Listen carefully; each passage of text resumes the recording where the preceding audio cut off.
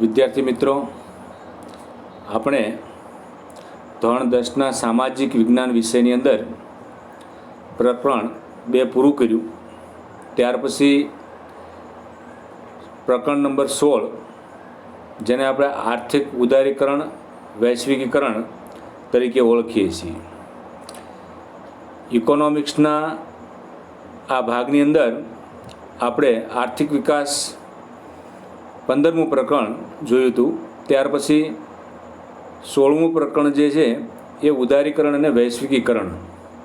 હવે ઉદારીકરણ અને વૈશ્વિકીકરણના ભાગરૂપે આપણે કેટલીક માહિતી, કેટલીક બાબતો વિશે ચર્ચા કરવાની છે.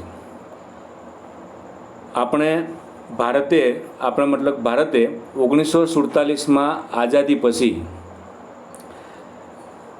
ઝડપી આર્થિક વિકાસ સાધવા માટે આપણી સરકારે કેટલીક યોજનાઓ અમલમાં મૂકી અને આયોજનનો માર્ગ અપનાવ્યો. જેમાં પંચવર્ષીય યોજના સૌથી પહેલી 1951માં અમલમાં મૂકેલી. હવે આ યોજનાના ભાગરૂપે દેશનો ઝડપી વિકાસ થાય, દેશનો આર્થિક વિકાસ થાય, દેશની પ્રગતિ થાય, તેવા હેતુસર દેશમાં આર્થિક ઉદારીકરણ અને વૈશ્વિકરણ જેવી બાબતો અમલમાં મૂકવાનું વિચાર્યું. તો આર્થિક ઉદારીકરણ અને વૈશ્વિકરણની અંદર આખા પ્રકરણમાં અહીંયા આપણે કેટલીક મહત્ત્વની જે બાબતો છે તે આપવામાં આવી છે કે આર્થિક ઉદારીકરણ, ખાનગીકરણ, વૈશ્વિકરણ, વિશ્વ વેપાર સંગઠન, ટકાઉ વિકાસ, પર્યાવરણની સુરક્ષા માટેના પગલાં, આવા એના ટેક્સ્ટબુકના આધારે કેટલાક મહત્ત્વના મુદ્દાઓ છે. એમાં મિત્રો પહેલી બાબત તો એ છે કે ભારત સરકારે ઈસવીસન 1991ની નવી ઔદ્યોગિક નીતિ અમલમાં મૂકવાની આવશ્યકતા સાથી ઊભી થઈ. આપણને પ્રશ્ન એવો થાય કે 1991ની અંદર નવી ઔદ્યોગિક નીતિ અમલમાં આવી, તો એ નવી નીતિ અમલમાં મૂકવાનો આવશ્યકતા સાથી ઊભી થઈ. તો એના ભાગરૂપે આપણે કહી શકીએ કે ભારત સરકારના આયોજન પંચ એટલે કે નીતિ આયોગે દેશનો આર્થિક વિકાસ સાધવા ઘણી પંચવર્ષીય યોજનાઓ અમલમાં મૂકી હતી. એ યોજનાઓની સફળતા માટે નાણાકીય નીતિ, રાજકોષીય નીતિ અને ઔદ્યોગિક નીતિઓને સમયાંતરે જાહેરાત કરવામાં આવી કે દેશમાં નાણાકીય, રાજકોષીય અને ઔદ્યોગિક ક્ષેત્રે સુધારા વધારા થાય. તેમ સમયના અંતરે કેટલીક સુધારા વધારાઓ કરતા ગયા, પણ વિકાસ સાધવામાં તેઓ સુધારાની સાથે સફળ થયા નહીં. એટલે એમ કહેવું તો કહેવાય કે વાસ્તવમાં એ યોજનાઓ દેશનો આર્થિક વિકાસ સાધવામાં નિષ્ફળ નહીં. કે પંચવર્ષીય યોજનાઓ અમલમાં મૂકી, ધીમે ધીમે એના સુધારા વધારાઓ કરતા ગયા અને દેશની અંદર આર્થિક વિકાસ થાય તેવા પગલાં લેતા ગયા, પણ સમયાંતરે આર્થિક વિકાસ દેશમાં થઈ શક્યો નહીં. પરિણામ એ આવ્યું કે આર્થિક વિકાસ સાધવામાં નિષ્ફળ ગયા. તેથી સરકારે તેના કારણો શોધીને ભૂતકાળમાં કરેલી ભૂલો સુધારીને જુદી આર્થિક નીતિઓનું નવું સ્વરૂપ આપવાનો નિર્ણય કર્યો. તો સરકારે એવું વિચાર્યું કે પંચવર્ષીય યોજનાઓ અમલમાં મૂકી, નાણાકીય નીતિ, રાજકોષીય અને ઔદ્યોગિક નીતિ સમયાંતરે જાહેરાતો કરતા ગયા, પણ શક્ય જોઈએ તેવો આર્થિક વિકાસ થઈ શક્યો નહીં. પરિણામ એ આવ્યું કે સરકારે ભૂતકાળમાં જે કંઈ ભૂલો કરી છે એના કારણે દેશનો જે વિકાસ નથી થયો, એ વિકાસના ભાગરૂપે એને નવું સ્વરૂપ આપવાનો નિર્ણય કર્યો. અને જે નવું સ્વરૂપ આપવાનો નિર્ણય કર્યો તે અનુસાર એમ કહેવાય કે 1919માં ભારત સરકારે નવી ઔદ્યોગિક નીતિમાં આર્થિક વિકાસને પોષક બને તેવા નવા આર્થિક સુધારા અમલમાં મૂક્યા, જેને આપણે નવી ઔદ્યોગિક નીતિ 1991ની કહીએ છીએ. એટલે વિકાસ સાધવામાં નિષ્ફળ જતાં આર્થિક ક્ષેત્રે નવું સ્વરૂપ દાખલ કરવા માટે 1991માં ભારત સરકારે નવી જે ઔદ્યોગિક નીતિ અમલમાં મૂકી તેને આપણે એમ કહીએ કે આર્થિક રીતે વિકાસ સાધવા માટે 1991ની અંદર જે નવી નીતિ અમલમાં આવી તેને આપણે ઔદ્યોગિક નવી નીતિ તરીકે ઓળખશું. આ નવી ઔદ્યોગિક નીતિને ઉદારીકરણ, ખાનગીકરણ અને વૈશ્વિકીકરણની નીતિ તરીકે ઓળખવામાં આવે છે.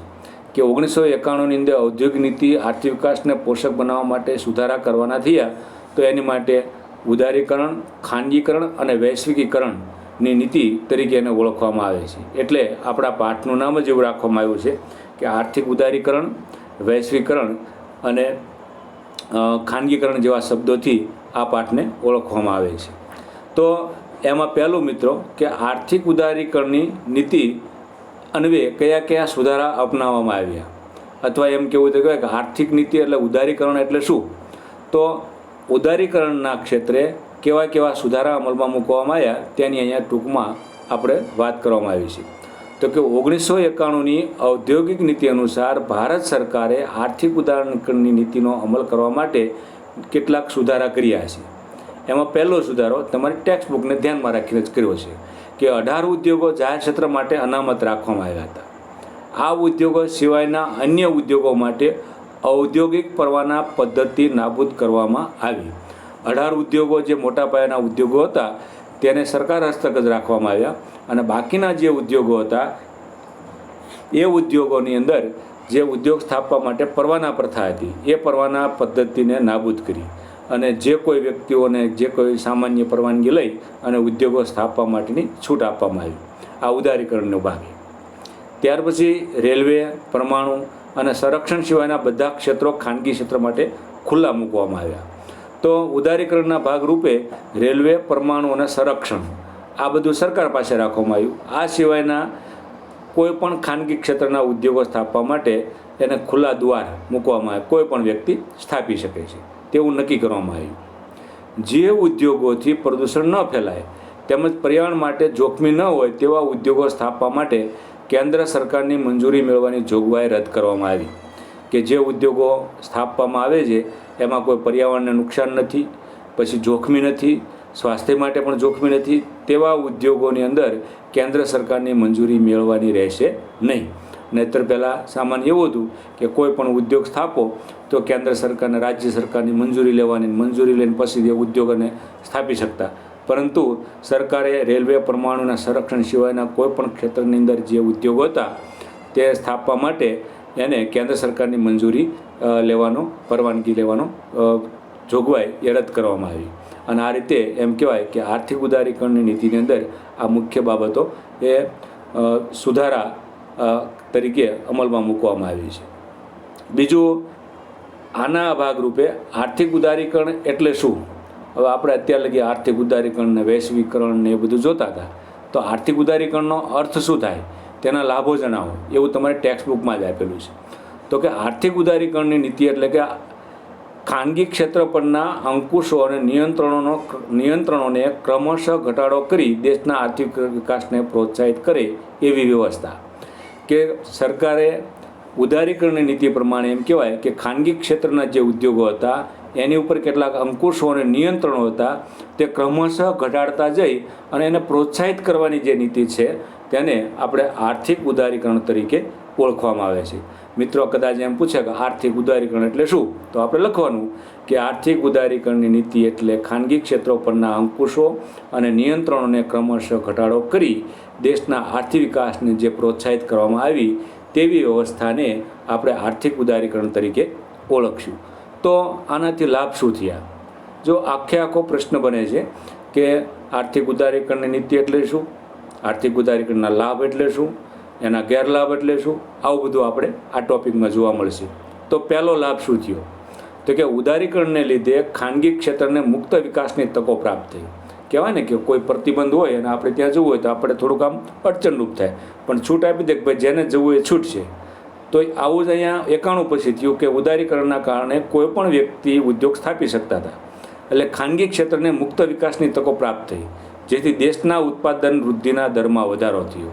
કે અમુક સામાન્ય ઉદ્યોગો સ્થાપતા નહોતા પરવાના પ્રથાને કારણે, અંકુશોને કારણે, નિયંત્રણોને કારણે, તો એમાં સુધારો થવાને કારણે એમ કહેવાય કે ઉદ્યોગોનું પ્રમાણ વધ્યું અને ઉદ્યોગોના પ્રમાણ વધવાની સાથોસાથ ઉત્પાદનની વૃદ્ધિમાં પણ વધારો થયો. વિદેશ વ્યાપારને ઉત્તેજન મેળવવાથી વિદેશ વ્યાપારમાં વધારો થયો. એક બાજુ ઉત્પાદન ઉદ્યોગોમાં વધ્યું એટલે કે ઉત્પાદનની વૃદ્ધિ થઈ, બીજી બાજુ જોવા જાઓ તો કે વિદેશ વ્યાપાર એટલે કે વિદેશમાં વસ્તુની નિકાસ કરવા માટે પરવાનગી આપવામાં આવી, એટલે વિદેશ વ્યાપારમાં વધારો થયો. અને વિદેશ વ્યાપારમાં વધારો થવાથી દેશમાં વિદેશી હૂંડિયામણની અનામતમાં પણ વધારો થયો અને દેશની અંદર આપણી ચીજ વસ્તુઓ વિદેશમાં જવા લાગી. પરિણામે વિદેશી હૂંડિયામણ, વિદેશી નાણું ભારતના બજારોમાં આવવા લાગ્યું અને પરિણામે દેશ આર્થિક સ્થિતિ અથવા આર્થિક રીતે મજબૂત થવા લાગ્યો. અને આનાથી એમ કહેવાય કે આંતરમાળખાકીય સગવડોમાં ધીરે ધીરે વધારો થવા લાગ્યો. આ બધા એના લાભ છે. ટૂંકમાં કહેવાય ખાનગી ક્ષેત્રને મુક્ત રીતે તકો પ્રાપ્ત થઈ, ઉત્પાદનમાં વૃદ્ધિ થઈ, વિદેશ વેપારમાં વધારો થયો, વિદેશ વેપારમાં વધારો થવાથી ઊંડિયામણમાં વૃદ્ધિ થઈ, ઊંડિયામણમાં વૃદ્ધિ થવાને કારણે સગવડતાઓમાં વધારો થયો. આ બધી બાબતો જે છે એ આર્થિક ઉદારીકરણના લાભ તરીકે આપણે ઓળખીએ છીએ. તો આંતરરાષ્ટ્રીય બજારો સાથે સ્પર્ધા કરવાની ભારતના ઉદ્યોગોની એમ કહેવાય કે ક્ષમતા વધી. પહેલાં એવું હતું કે ભારતના ઉદ્યોગો જે હોય તેમાં જે ચીજવસ્તુઓ ઉત્પન્ન થતી હતી તો એ ઉત્પન્ન થયેલી વસ્તુઓની માંગ નહોતી રહેતી વિદેશમાં કે કોઈ ખાસ બજારોમાં. તો અહીંથી આંતરરાષ્ટ્રીય બજાર સાથે સ્પર્ધા કરવાની ભારતના ઉદ્યોગોની ક્ષમતા વધી અને વિદેશમાં કેવી વસ્તુની જરૂરિયાત છે તે ભારતના ઉદ્યોગોમાં ઉત્પાદન થવા લાગી. એટલે એમ કે કહી શકાય કે આંતરરાષ્ટ્રીય બજારો સાથે સ્પર્ધા કરવાની તેમાં ભારતના ઉદ્યોગોમાં તાકાત આવી અને પરિણામે ભારતમાં વિદેશી મૂડીરોકાણું વધવા લાગ્યું. અને ભારતનું આ ઔદ્યોગિક વિકાસની નીતિ જોતાં વિદેશી કંપનીઓ, વિદેશી ઉત્પાદકો ભારતમાં પોતાના ઉત્પાદન મથકો સ્થાપી અને મૂડીરોકાણ કરવા લાગ્યા અને આનાથી દેશના આર્થિક વિકાસમાં મહત્ત્વનો વિકાસ થયો, જો આપણે એમ કહેવું હોય તો કહી શકીએ. હવે આર્થિક ઉદારીકરણના ગેરલાભો. કોઈ એક પાસું એક બાજુ ચાલતું ન હોય. ઘણીવાર એનાથી લાભ ઝાઝો હોય ને નુકસાન ઓછું હોય, ઘણી જગ્યાએ નુકસાન વધારે હોય અને લાભ થોડો હોય. તો અહીંયા આર્થિક ઉદારીકરણના લાભની સાથે સાથે કેટલાક ગેરલાભો પણ છે. તો એમાં પહેલો ગેરલાભ તો ખાનગી ક્ષેત્ર પરના અંકુશો ઘટવા છતાં ઇજારાશાહીના વલણમાં ઘટાડો થઈ શક્યો નહીં. ઇજારાશાહીનો મતલબ એવો છે કે કોઈ પણ કંપની, કોઈ પણ ઉત્પાદક હોય એ મન ફાવે તેવું વર્તન કરે, શોષણ કરે અને શોષણનો ભોગ એ સામાન્ય પ્રજાથી માંડી અને બધા થતા હોય છે. એટલે અંકુશો ઓછા કરવામાં આવ્યા પણ ઇજારાશાહીની પદ્ધતિના વલણમાં કોઈ ફેરફાર થયો નહીં.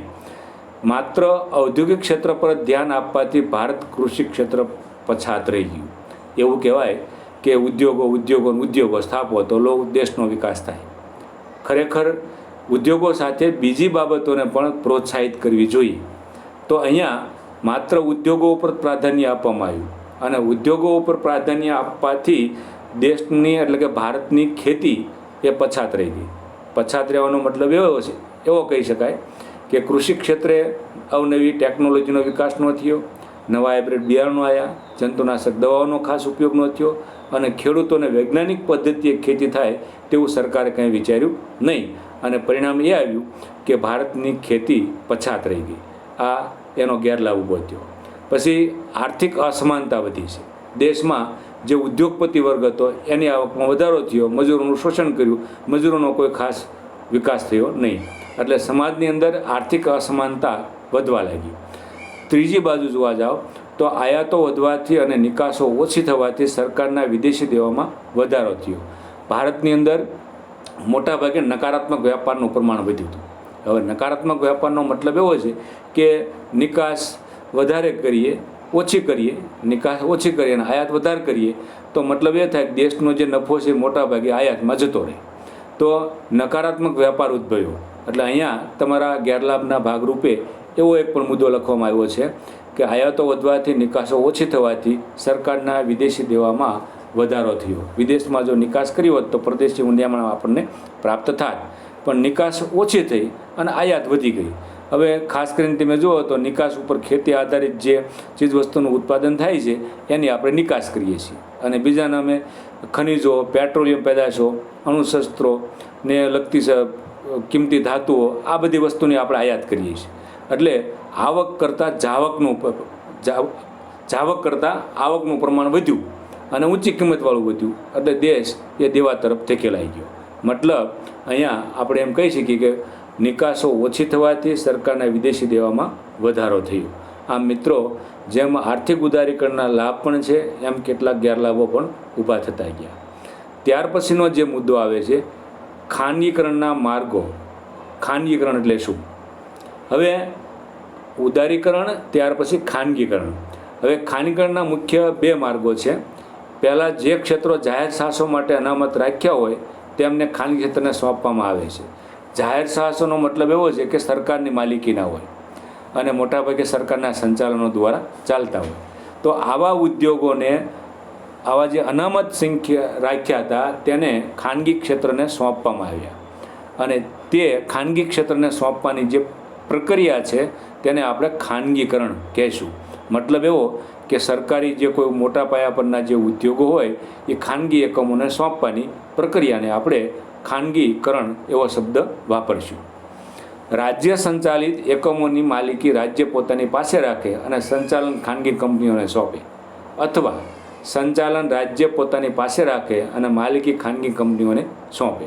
અહીંયા એવું થયું કે રાજ્ય સંચાલિત જે એકમો હતા એ માલિકી રાજ્ય પોતાની પાસે રાખે અને સંચાલન ખાનગી કંપની કરે. તો બીજી બાજુ સંચાલન રાજ્ય પોતાની પાસે રાખે અને માલિકી ખાનગી કંપનીને સોંપે. આમ બેવડી નીતિ અમલમાં મૂકી. આવી જે બેવડી નીતિ અમલમાં મૂકી તેને આપણે ખાનગીકરણ કહીશું. કે સરકારની માલિકીના જે ઉદ્યોગો હતા એનું સંચાલન કાં સરકાર કરતી હોય અને કાં એની માલિકી સરકાર ધરાવતી હોય, અને પ્રાઇવેટ કંપનીઓ છે એમાં પોતે હસ્તક્ષેપ કરી અને ઉત્પાદન કરતી હોય. આવા પ્રકારની પ્રક્રિયા એ ખાનગી એકમોને ખાનગીકરણ કહેવાય છે. તમે જોજો કે આપણે ઘણીવાર રોડ ઉપર મુસાફરી કરતા હોય ત્યારે 4 ટ્રેક ને 6 ટ્રેકવાળા મોટા રસ્તાઓ રોડ આવે છે અને ત્યાં આપણે ટોલ ટેક્સ ભરીએ છીએ. તો આ ટોલ ટેક્સ શું છે? એ ખાનગી એકમને સોંપેલી પ્રક્રિયા છે કે સરકારની માલિકીની જે હતી એ ખાનગી એકમોને સોંપી અને ત્યાં એ પોતાની રીતે ટેક્સ ઉઘરાવી અને પોતાનો એમાંથી નફો ઊભો કરે. તો સરકારની માલિકીની હોય તો એ ખાનગી એકમને સોંપ્યું અને ખાનગી એકમનું હોય તો સરકારની માલિકીને સોંપે. આવા જે પ્રકારની જે માર્ગ અપનાવવામાં આવ્યો તેને આપણે ખાનગીકરણ એવા શબ્દ તરીકે ઓળખીએ છીએ. હવે ખાનગીકરણથી લાભ શું થયા? તો એમ કહેવાય કે દેશમાં ઔદ્યોગિક ક્ષેત્રે ઉત્પાદનના એકમોની સંખ્યામાં વધારો થયો. જેમ જેમ ખાનગી એકમોને પ્રોત્સાહન મળતું ગયું તેમ તેમ એમ કહેવાય કે ઔદ્યોગિક એકમોમાં સંખ્યામાં વધારો થયો. બીજી બાજુ મૂડીલક્ષી અને વપરાશી વસ્તુના ઉત્પાદનમાં વધારો થયો કે વધારે મૂડીનું રોકાણ કરી વપરાશી વસ્તુનું ઉત્પાદન કરવું અને દેશના લોકોની જરૂરિયાત પૂરી કરવી. એટલે નાના પાયાના એકમોના ઉદ્યોગથી મોટા પાયાના એકમો સુધી તેનું સ્થાપન થયું. ત્રીજી બાજુ જાહેર ક્ષેત્રના એકમોનું ખાનગીકરણ થવાથી એ એકમોની કાર્યક્ષમતામાં સુધારો થયો. જે સરકારની માલિકીના જે ઉદ્યોગો હતા તે ઉદ્યોગો ખાનગી એકમોને સોંપાણા પરિણામે એની કાર્યક્ષમતામાં સુધારો થયો. સ્વાભાવિક છે, કોઈ બીજાનું હોય ને આપણું પોતાનું થાય એટલે આપોઆપ આપણે એમાં ચીવટને ધ્યાન રાખીને એનું કાર્ય કરતા હોય છે એટલે એની કાર્યક્ષમતામાં સુધારો થાય છે. મતલબ એ થયો કે જાહેર ક્ષેત્રના એકમોનું ખાનગીકરણ થવાથી એ એકમોની કાર્યક્ષમતામાં સુધારો થયો. આમ કે દેશની અંદર ઉત્પાદનના એકમોની સંખ્યા વધી, ચીજવસ્તુના ઉત્પાદનમાં વધારો થયો અને એકમોની કાર્યક્ષમતા ખાનગી એકમોને સોંપવાથી એમાં સુધારો થયો. આ ખાનગીકરણના લાભ તરીકે ઓળખવામાં આવે છે. તો જેવી રીતે ઉદારીકરણના ગેરલાભ હતા એવી જ રીતે અહીંયા ખાનગીકરણના કેટલાક ગેરલાભો આપવામાં આવ્યા છે. તો પહેલો ગેરલાભ કે આર્થિક સત્તાનું કેન્દ્રીકરણ થયું, જેનાથી ઇજારાશાહીને વેગ મળ્યો.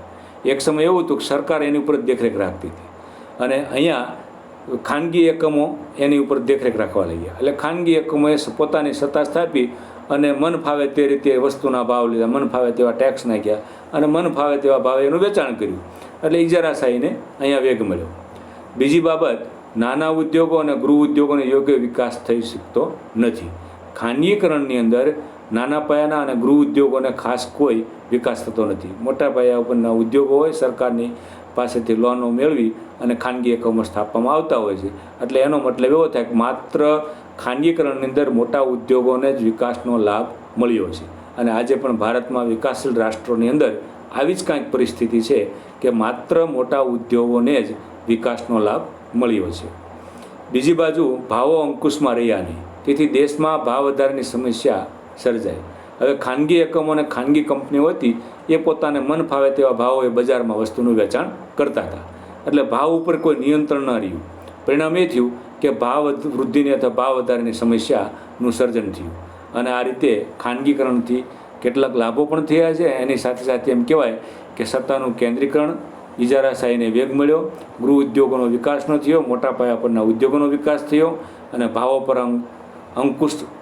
ભાવોમાં અંકુશ ન રહ્યો, ભાવ વધારાની સમસ્યા સર્જાણી. આ ખાનગીકરણના કેટલાક ગેરલાભોના ભાગમાં આપણે ગણાવી શકીએ. અને ત્યાર પછી જે મુદ્દો આવે છે વૈશ્વિકરણ એટલે શું? હવે વૈશ્વિકીકરણ એટલે શું? તો એમ કહેવાય કે વૈશ્વિકરણની અંદર દેશના અર્થતંત્રને વિશ્વના અર્થતંત્ર સાથે જોડવાની પ્રક્રિયા કે જેના પરિણામે વિશ્વના દેશોને ચીજવસ્તુઓ, સેવાઓ, ટેકનોલોજી અને શ્રમનો પ્રવાહ સરળતાથી પ્રાપ્ત થાય.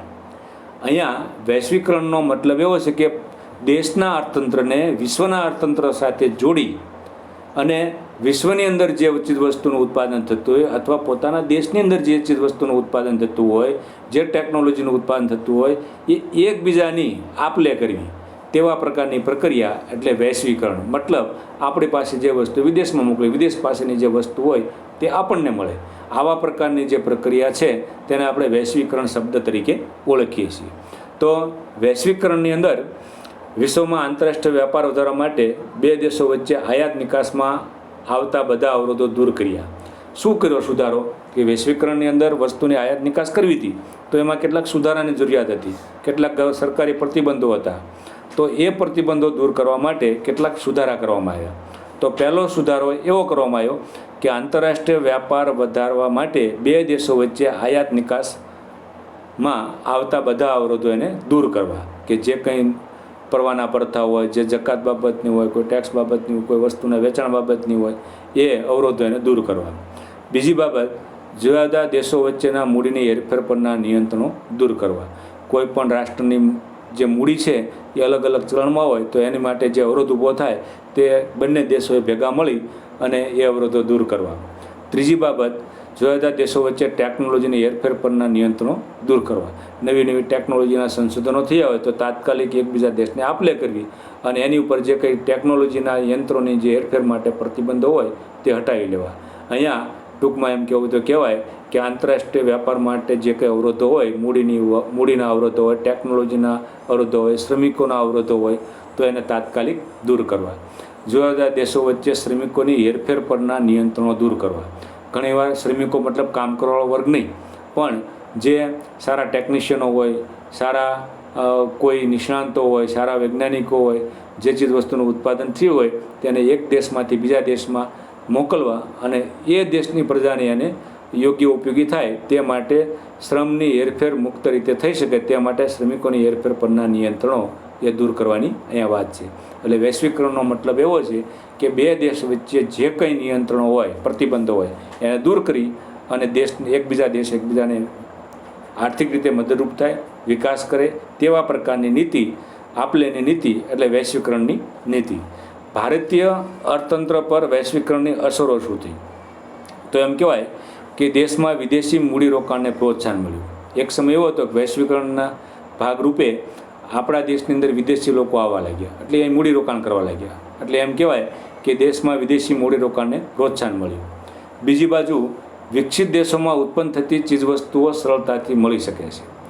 વિકસિત દેશોની અંદર જે ચીજવસ્તુઓ ઉત્પન્ન થતી હતી તે વિકાસશીલ દેશોમાં નહોતી આવતી, પણ વૈશ્વિકરણના કારણે એ વિકાસશીલ દેશોની અંદર વેચાવા લાગી, એટલે સરળતાથી આપણે ચીજવસ્તુઓ મળવા લાગી. ઘણીવાર આપણે કહીએ ને કે આ ચાઇનાની વસ્તુ, ના અમેરિકન વસ્તુ, ના ઇંગ્લેન્ડની વસ્તુ છે. તો આ બધી વસ્તુઓ સરળતાથી વૈશ્વિકરણની પ્રક્રિયાને કારણે આપણને મળવા લાગી. ત્રીજી બાબત, ભારત જેવા વિકાસશીલ દેશો આંતરરાષ્ટ્રીય સ્પર્ધામાં ટકી રહેવાની ક્ષમતા પ્રાપ્ત કરે છે. મતલબ એવો થયો કે એક સમયે ભારતના દેશની અંદર જે કંઈ વસ્તુ ઉત્પાદન થતી તે લોકોની માંગ નહોતી, પણ આજે આ વૈશ્વિકરણની પ્રક્રિયાના કારણે ભારતની વસ્તુઓ વિદેશમાં જવા લાગી. એના કારણે એમ કહેવાય કે હવે વિદેશી વસ્તુની સ્પર્ધામાં ભારત ટકી રહેવાની ક્ષમતા ધરાવે છે. એ વૈશ્વિકરણના કારણે છે. પછી ભારતની નિકાસના પ્રમાણમાં વધારો થયો છે. જેમ જેમ ઉત્પાદન વધ્યું, સારી ટેકનોલોજીના સાધનો વધ્યા, સારી વસ્તુનું ઉત્પાદન થવા લાગ્યું, તેમ તેમ ભારતની વસ્તુ વિદેશમાં આજે જવા લાગી છે. અને નિકાસમાં વધારો થવાને કારણે દેશના આર્થિક વિકાસના દરમાં પણ વધારો થયો છે. અને આર્થિક વિકાસના દરમાં વધારો થવા પાછળ પરદેશી હુંડિયામણ ભારતમાં આવવા લાગ્યું છે. અને આમ આર્થિક વૈશ્વિકરણની અસરના કારણે એમ કહેવું તો કહેવાય કે ભારતમાં ધીરે ધીરે વિદેશી વસ્તુનું આગમન થયું, સ્વદેશી વસ્તુઓથી વિદેશમાં જવા લાગી અને એના ભાગરૂપે આજે આપણો દેશ પ્રગતિ કરી રહ્યો છે. હવે મિત્રો, એના કેટલાક ગેરલાભ.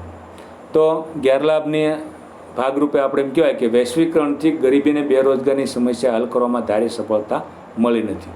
મોટાભાગે જોવા જઈએ તો વિકસિત દેશોની તુલનામાં ભારતીય દેશ કે હોય કે વિકાસશીલ દેશ હોય એ વૈશ્વિકરણના કારણે ગરીબી કે બેરોજગારી દૂર કરવામાં સફળતા પ્રાપ્ત ન થઈ.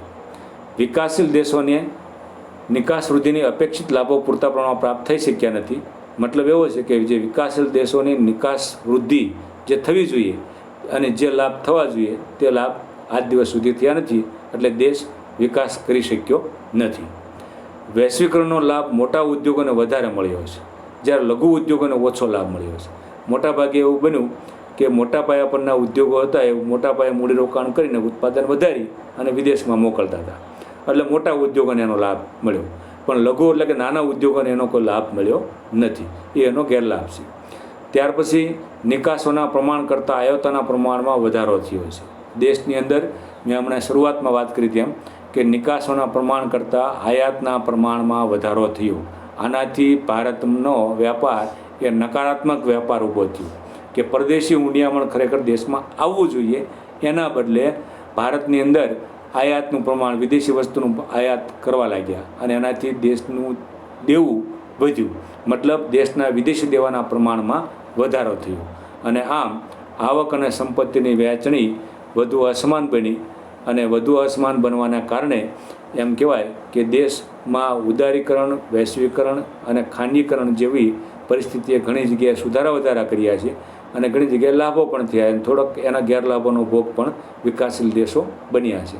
આમ મિત્રો, આ પહેલા વિભાગની અંદર આપણે આ આર્થિક ઉદારીકરણ અને વૈશ્વિકરણ અને ખાનગીકરણ વિશે આપણે અહીં સુધી અભ્યાસ કરવાનો છે. જેટલું બને એટલું આ ચોપડીના મોટાભાગના મુદ્દા છે, ચોપડી વાંચજો અને પાકી બુકમાં પ્રકરણ લખવાની શરૂઆત કરી દીજો. અને મિત્રો, જેમ જેમ આગળ પીરિયડ ચાલતા જશે તેમ તેમ આગળ એને આપણે ચાલતા જઈશું. આભાર.